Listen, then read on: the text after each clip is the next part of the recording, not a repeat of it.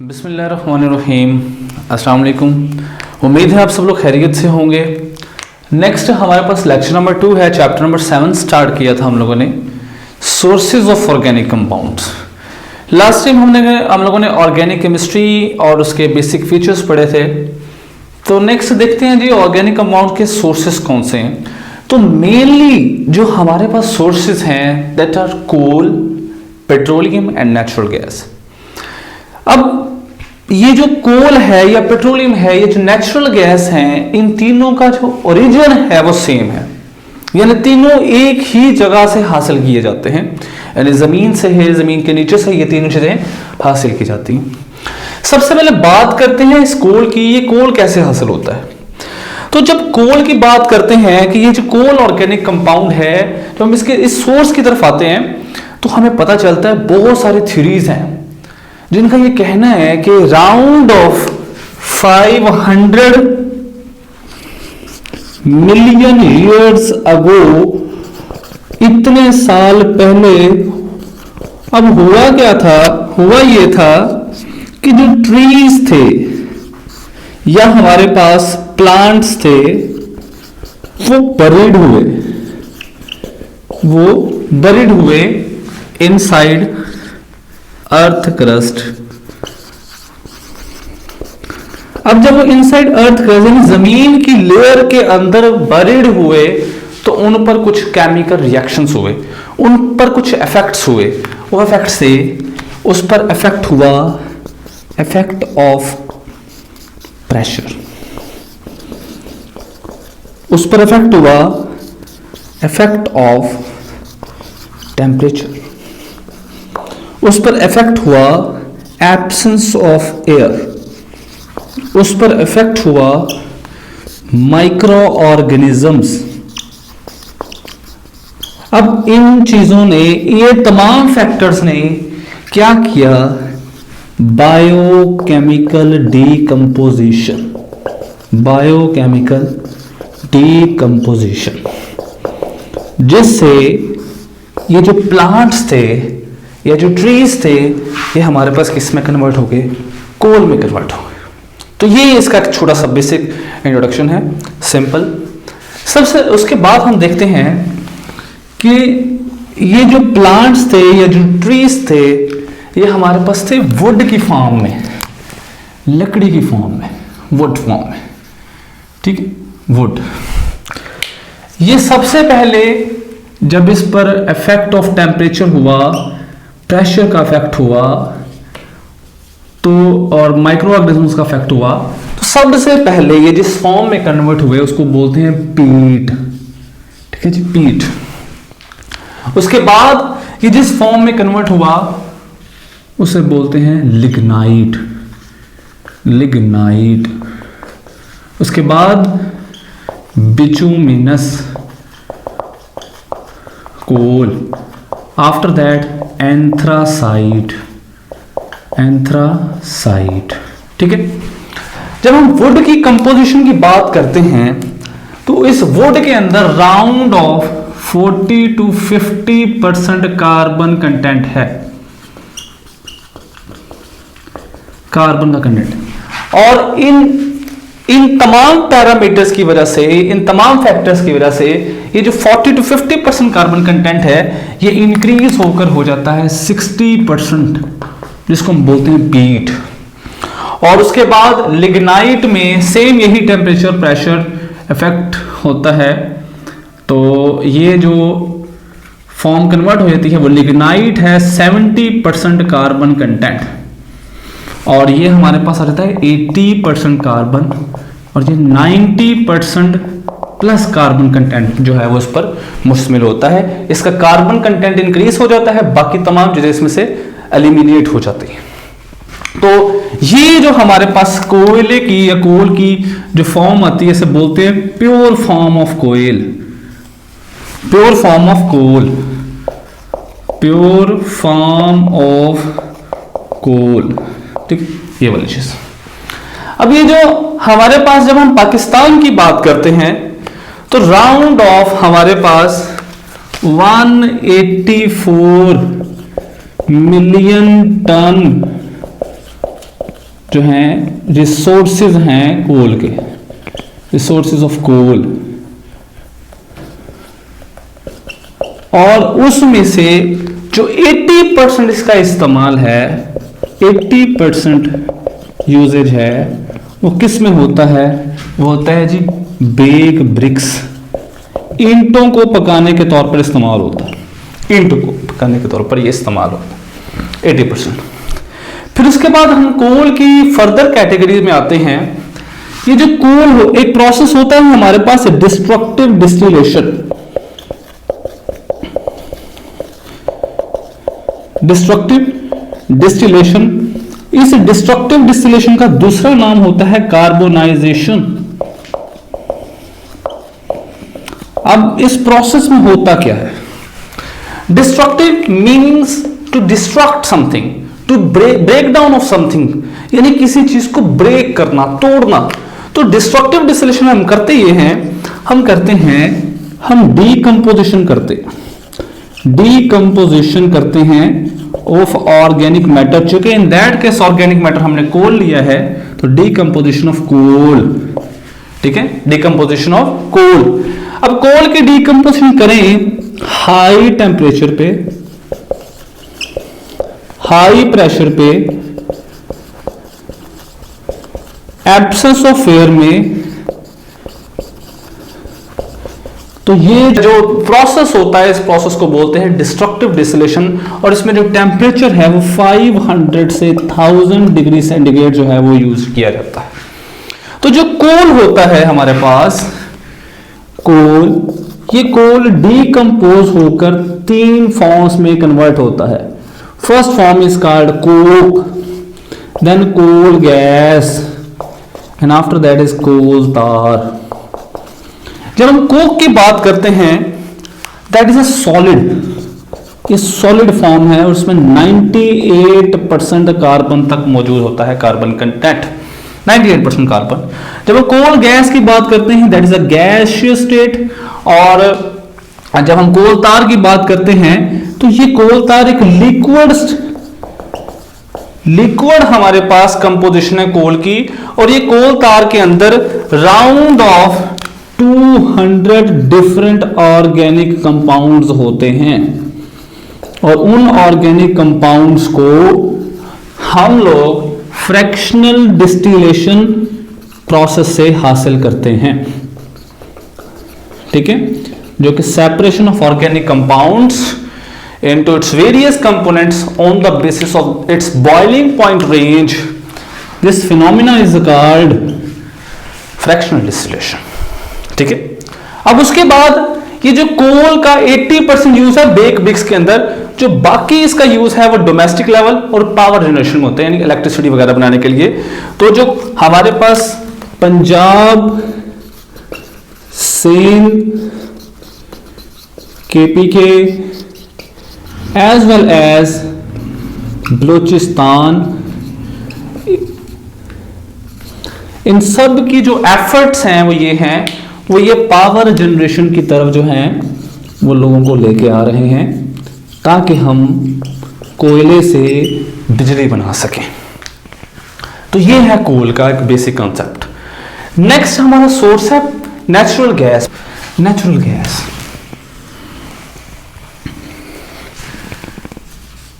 Natural gas, सबसे पहले जब नेचुरल गैस की हम देखते हैं कंपोजिशन, कि ये जो नेचुरल गैस है ये किस चीज की कंपोज हुई होती है, ये किस चीज से मिलकर बनी है।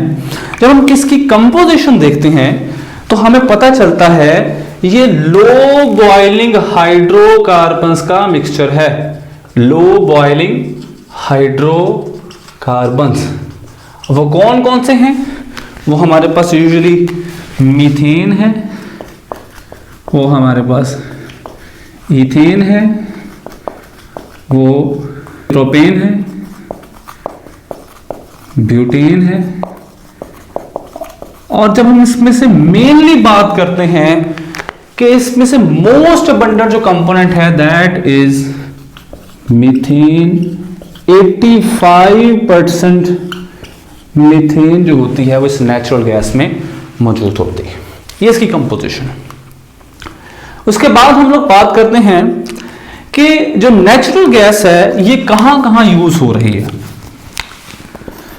जब हम इसकी यूज की बात करते हैं तो नेचुरल गैस का एक सबसे इंपॉर्टेंट यूज आपने लाजमी पढ़ा होगा सीएनजी, यानी ये कंप्रेस्ड नेचुरल गैस के तौर पर इस्तेमाल होती है as a fuel in automobiles. इसके बाद ये डोमेस्टिक फ्यूल के तौर पर भी इस्तेमाल होती है, यानी घरों में भी आप लोगों को पता है हम इसे फ्यूल के तौर पर इस्तेमाल करते हैं। इसके अलावा ये पावर जनरेशन में भी इस्तेमाल होती है और power generation in cement industry में भी इस्तेमाल होती है एंड फर्टिलाइजर इंडस्ट्री में भी ये इस्तेमाल होती है। और ये बड़ा इंपॉर्टेंट शॉर्ट क्वेश्चन है, give the composition and the uses of natural gas. बड़ा इंपॉर्टेंट शॉर्ट क्वेश्चन है। नेक्स्ट हम देखते हैं पेट्रोलियम की तरफ। पेट्रोलियम क्या चीज है?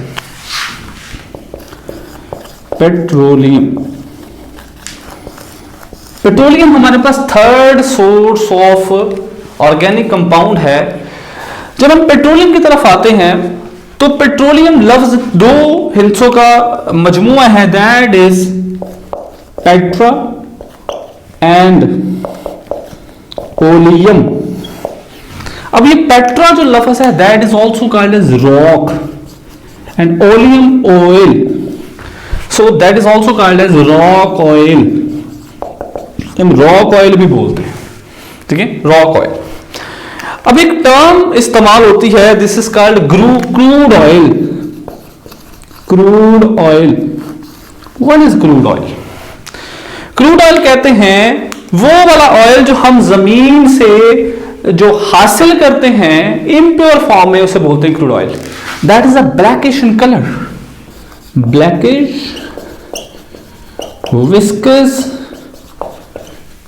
Oil obtained from sedimentary rocks, जिसको हम रॉक से, चट्टानों से, अर्थ क्रस्ट के अंदर से चट्टानों से हासिल करते हैं, उसे क्या बोलते हैं? क्रूड ऑयल बोलते हैं। और ये इम्प्योर फॉर्म में होता है, इम्प्योर फॉर्म में होता है।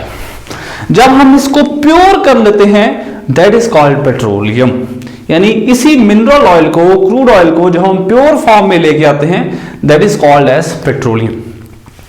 अब एक टर्मिनोलॉजी हम इस्तेमाल करते हैं, रिफाइनरी। रिफाइनरी, अब रिफाइनरी क्या होती है? ये इसके लिए हम लोग एक लफ्ज़ इस्तेमाल करते हैं, ऑयल रिफाइनरी। ये रिफाइनरी कहते हैं ये एक इंडस्ट्री होती है जिसमें हम प्यूरिफाई करते हैं, प्यूरिफाई करते हैं क्रूड ऑयल को, और प्यूरिफाई करके उसके तमाम कंपोनेंट्स को सेपरेट करते हैं। सेपरेट इट्स ऑल कंपोनेंट्स, उसके तमाम कंपोनेंट्स को हम सेपरेट करते हैं। उस इंडस्ट्री को बोलते हैं रिफाइनरी, ठीक है, रिफाइनरी बोलते हैं। जब पाकिस्तान की बात की जाए तो पाकिस्तान में 4 बड़ी ऑयल रिफाइनरीज हैं, 4 ऑयल रिफाइनरीज इन पाकिस्तान। उनमें से एक ऑयल रिफाइनरी है पाक अरब ऑयल रिफाइनरी, सेकंड है एटॉक ऑयल रिफाइनरी, थर्ड है नेशनल ऑयल रिफाइनरी, फोर्थ है पाकिस्तान ऑयल रिफाइनरी, ठीक है। ये जो पाकिस्तान अरब ऑयल रिफाइनरी है इसकी जो ऑयल रिफाइनिंग कैपेसिटी है दैट इज 4.5 मिलियन टन, और जो एटॉक है इसकी है 1.25, और इन दोनों के मिला के है 2.13 मिलियन टन। ये पाक अरब ऑयल रिफाइनरी मुल्तान के करीब मौजूद है, एटॉक ऑयल रिफाइनरी रावलपिंडी के पास है, national oil refinery Pakistan oil refinery, these are place near Karachi, ये कराची के करीब है। उसके बाद हम बात करते हैं ये जो कंपोनेंट्स है जिसको हम सेपरेट कर रहे हैं रिफाइनिंग प्रोसेस के जरिए रिफाइनरी के अंदर, वो कौन कौन से। रिफाइनरी के अंदर जब हम रिफाइनिंग करते हैं तो उसके लिए एक टर्मिनोलॉजी इस्तेमाल होती है फ्रैक्शनल डिस्टिलेशन। फ्रैक्शनल डिस्टिलेशन, अब फ्रैक्शनल डिस्टिलेशन क्या है, ये मैंने आपको यहां पर भी बताया कि फ्रैक्शनल डिस्टिलेशन कहते हैं separation of all the components, separation of all the components of organic compound, ठीक है, ऑर्गेनिक कंपाउंड के तमाम कंपोनेंट्स को हम सेपरेट करते हैं, ठीक है, कर लिया सेपरेट, किस बुनियाद पे, on the basis of boiling point range, this is called fractional distillation. अब ये जस्ट लाइक दैट मैं एक सेपरेटिंग टैंक बना रहा हूं,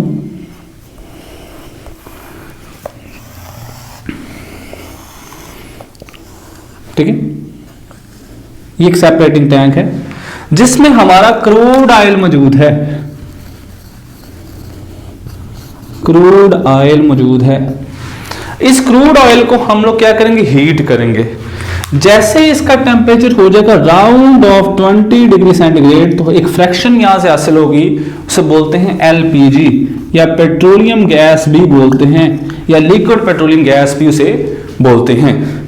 उसके बाद जब इसका टेम्परेचर 60 डिग्री सेंटीग्रेड तक पहुंचेगा तो यहां से हमारे पास एक नई फ्रैक्शन निकलेगी जिसे बोलते हैं पेट्रोलियम ईथर। आफ्टर दैट जब 100 डिग्री सेंटीग्रेड होगा तो एक फ्रैक्शन यहां से निकलेगी, इसे बोलते हैं लिगोरिन या नेफ्था। आफ्टर दैट इसी तरह जब हम टेम्परेचर बढ़ाते जाएंगे राउंड ऑफ 220 डिग्री सेंटीग्रेड तक पहुंचेगा, एक फ्रैक्शन निकलती है गैसोलीन, जिसे मोटर ऑयल भी कहते हैं, जिसे हम सिंपल पेट्रोल भी कहते हैं, जो मार्केट में हम ऑटोमोबाइल्स में इस्तेमाल करते हैं। इसके बाद एक फ्रैक्शन हासिल होती है कैरोसिन ऑयल, जिसे मिट्टी का तेल भी बोलते हैं। इसके बाद एक डीजल ऑयल, एक होता है गैस ऑयल। इसके बाद कुछ हमारे पास पैराफिन्स टाइप मटेरियल भी हासिल होता है, पैराफिन्स। और कुछ हमारे पास जो इसका सबसे लास्ट पे रेजिड्यू बच जाता है उसे बोलते हैं पेट्रोलियम कोक। तो ये हमारे पास सॉलिड सब्सटेंस होता है जो इसका रेजिड्यू बच जाता है। ये तमाम चीजें हमने इनकी बॉइलिंग पॉइंट रेंज पे सेपरेट की होती हैं। इस प्रोसेस को बोलते हैं फ्रैक्शनल डिस्टिलेशन। जिस इंडस्ट्री में उसे होता है उसे बोलते हैं ऑयल रिफाइनरी। और जिस फ्यूल जो जमीन से हम निकालते हैं, जिससे हम लोग ये तमाम कंपोनेंट्स हासिल कर रहे हैं, this is called as crude oil. जब इसको प्योर फॉर्म में लेके आते हैं उसे बोलते हैं petroleum. So this is also called as, petroleum is also called as refined form of mineral oil. यानी जो जमीन से आपने पेट्रोल निकाला है, जब आप उसको रिफाइन कर लेते हैं, this is called as petroleum. तो ये था आज का हमारा एक छोटा सा टॉपिक। इसमें अगर आपको कोई चीज समझ नहीं आई, आप कमेंट सेक्शन में मुझसे पूछ सकते हैं। और इस चैनल को सब्सक्राइब भी करें, इस वीडियो को शेयर भी करें, और इंशाल्लाह we will grow together. Thank you very much.